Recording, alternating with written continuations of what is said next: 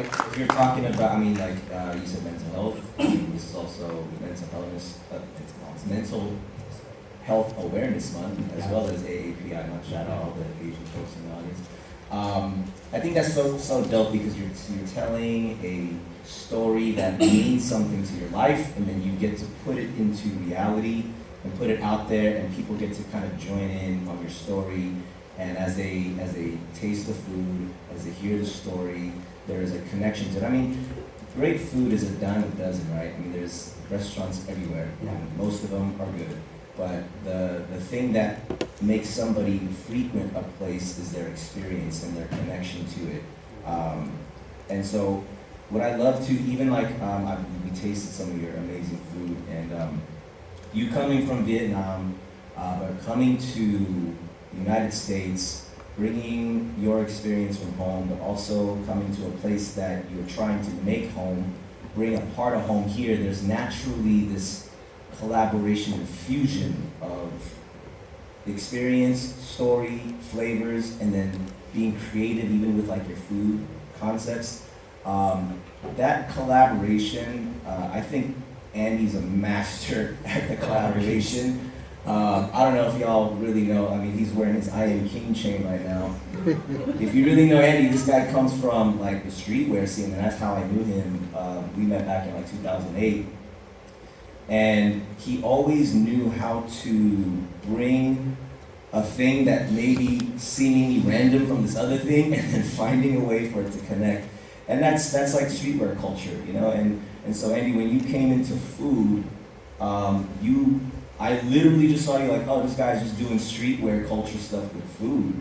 Can you talk a little bit about sort of the mentality, or where you even learned that, and how you were bold enough to think that it would work with food? Yeah, my background definitely ties. 9 years ago, I had no idea. I never worked a day in food in my life. I never worked a service job. I never did anything. I came from streetwear. I had a clothing brand, which had nothing to do with food at the time. But in the time period that I was in apparel, I picked up a lot of different skills, right? And in the streetwear culture, you had to learn how to become a storyteller, which you learn how blogging. I had to literally write about what my brand was doing every single day so people would stay in tune with it. Like marketing, branding, shipping, generating hype. That's all streetwear. Building stories, how things look on camera, a lookbook shoot. How pictures come out and how things come out for Instagram. Like all those things were encompassing what I was going to take to apply to the next level. But even collaborations, like no one has ever seen these brand collaborations besides streetwear. So I was just painting this, I was like, okay, this is the blueprint of what I would do if I were to open a food concept. So I'll take it back a little bit. So when I was blogging, I had to figure out what to write about every single day, right? I don't think what the heck do I write about? I'm not a writer, I don't know what to write about. So a topic that got really popular on my blog was what I was eating for lunch. And I was like, I get emails every day, hey, that place you went to eat at is the best place I ever ate at. I was like, oh really? Okay, cool. And I was like, well, and then I'm gonna go look for a different place to write about. And then somebody next week would be, hey, I'm going to New York, can you send me your top 5 places to eat? I was like, okay, well, these are the places I blogged about, and all my food discovery kept getting better and better.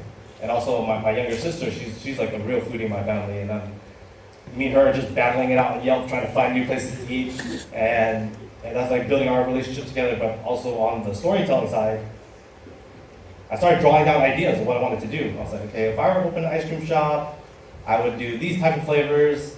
I went to San Francisco. I saw a shop called Buy Right Ice Cream. I saw all these crazy flavors. I was like, okay, those are cool, but I won't do those artisanal flavors.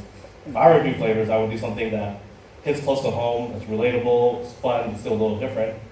So I started coming up with ideas like, hey, let's do a churro ice cream flavor. I drink boba, we're doing a jasmine milk tea flavor.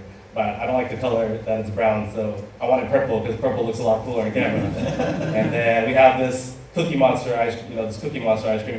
At the time just looked like cookies and cream. And I'm like, no, we're making that blue. And my partner's like, no one's gonna eat blue ice cream. I'm like, dude. You need to make that blue because when it hits Instagram, it's gonna stand out there. So the first week we actually opened, he wanted to make it blue. I was like, John, you need to. I'm not gonna say it, but you need to make this blue. Make it blue. So after that, to this day, from my knowledge, it's still 10x sales of any other flavor that's on that menu.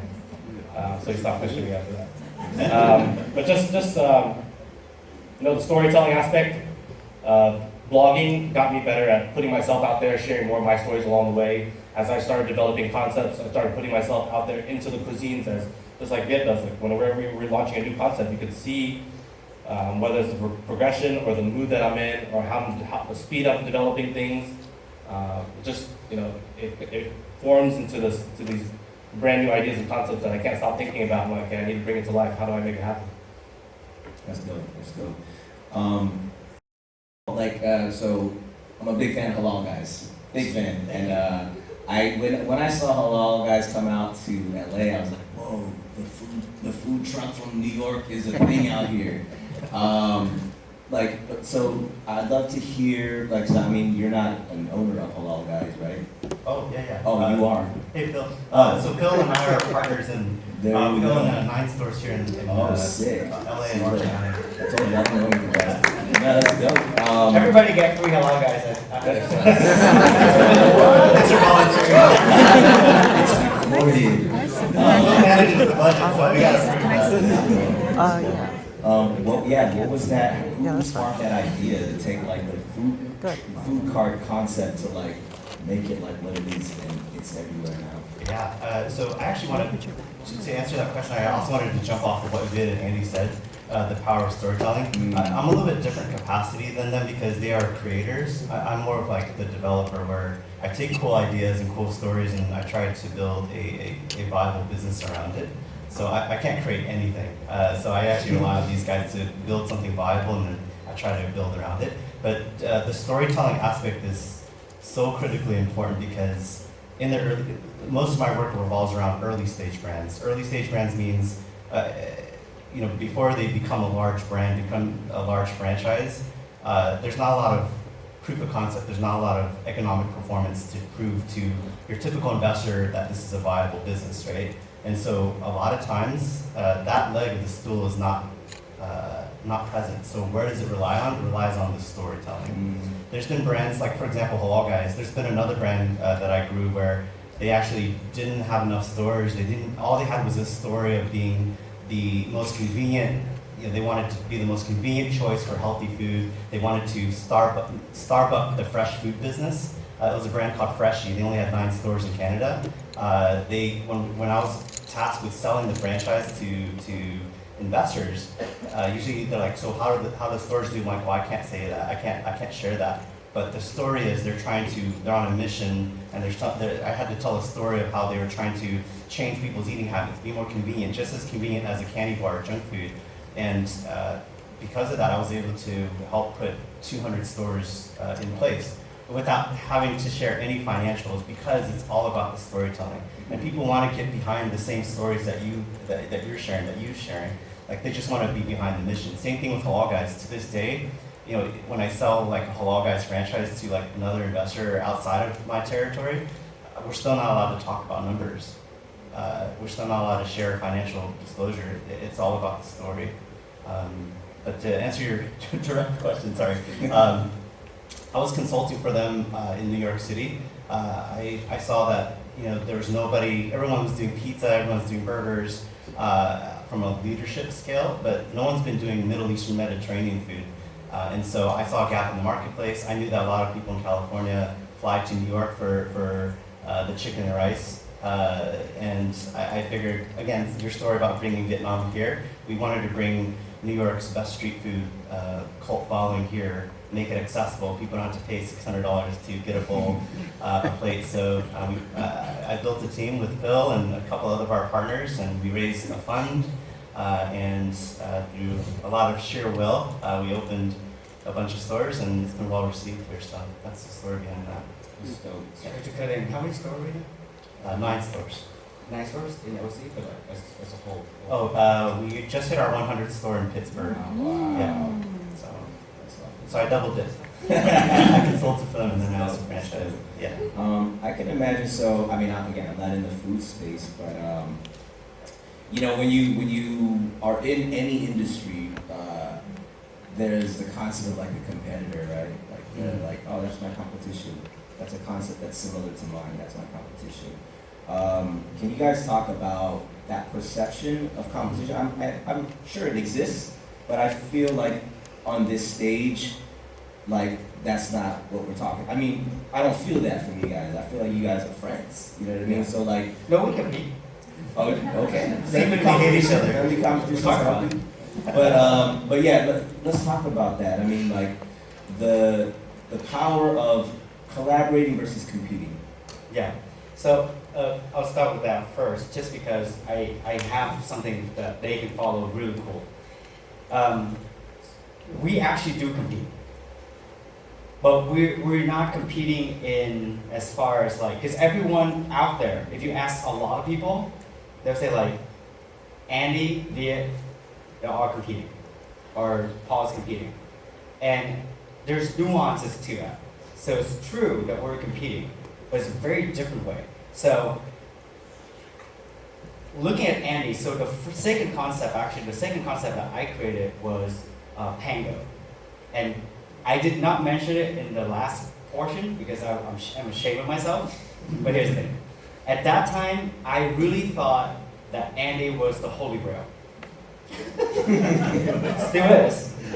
But I wanted to be the next Andy Wynn so badly that like, if he can do that, I want to be it, right? So I created something called Pango, which is an Asian taqueria, and it flopped.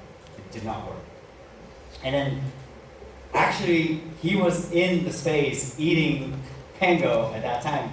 I literally walked out, shook his hand, talked to him a little bit, and found out, well, this guy's a really nice guy. We don't have to compete. But again, that space now turned into the Voss Kitchen, which worked out fine. But at that time, I knew that that's not my angle. So instead of directly competing with someone like Andy or anyone else out there, I was thinking of how do I add value to him?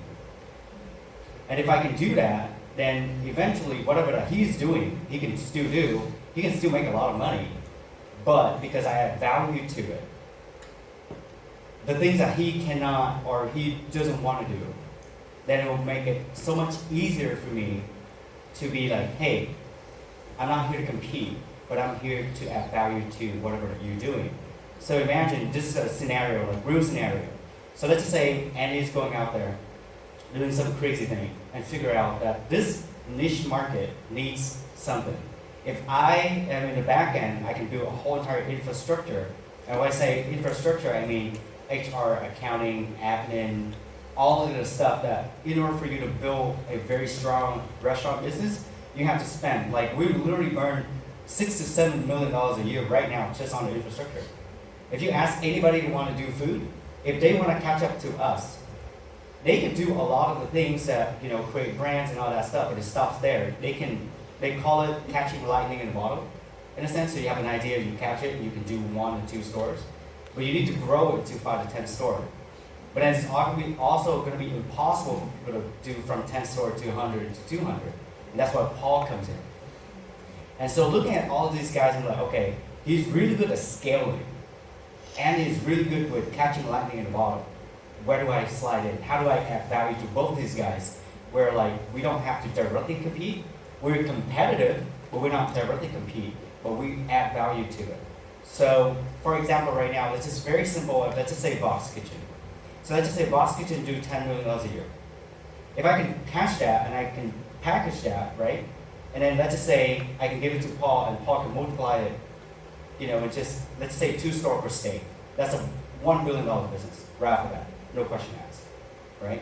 Or if Andy, let's say he created Born Hungry, and right now, essentially, he's packaged it and give it to Paul, and Paul just sell how many stores? I think he just opened one in the Philippines. We just worked on a deal to bring it to the Philippines and South Korea.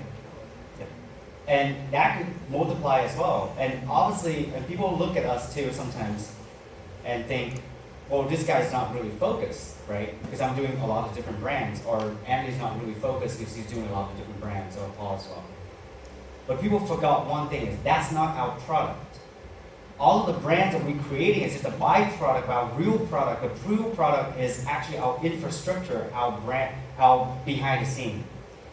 key concept is the real product. That's what we're building. Everything else that you see, from soup, box, can, roll, anything you see is actually just a byproduct of the main product we're building. The software, the engineering, the back end, the things that really burn money is actually the infrastructure. And so yes, we're very competitive. Every time this guy opened the very first NFT restaurant, I was like, I knew that was going to be a thing. That was supposed to be. I should have done that, but I didn't. And then he beat me to it, and like, damn it. But then, I'm so happy because when you have that competitive landscape, and they get into more markets than you do, and then you're like, dude, that's a brand new market I didn't know about. And obviously, he's not going to be able to just grow by himself. He needs a team, right? Hey, Andy, I'm ready. Yeah. Right? And then so I can kind of help him kind of grow with that. Any ideas that he might come up?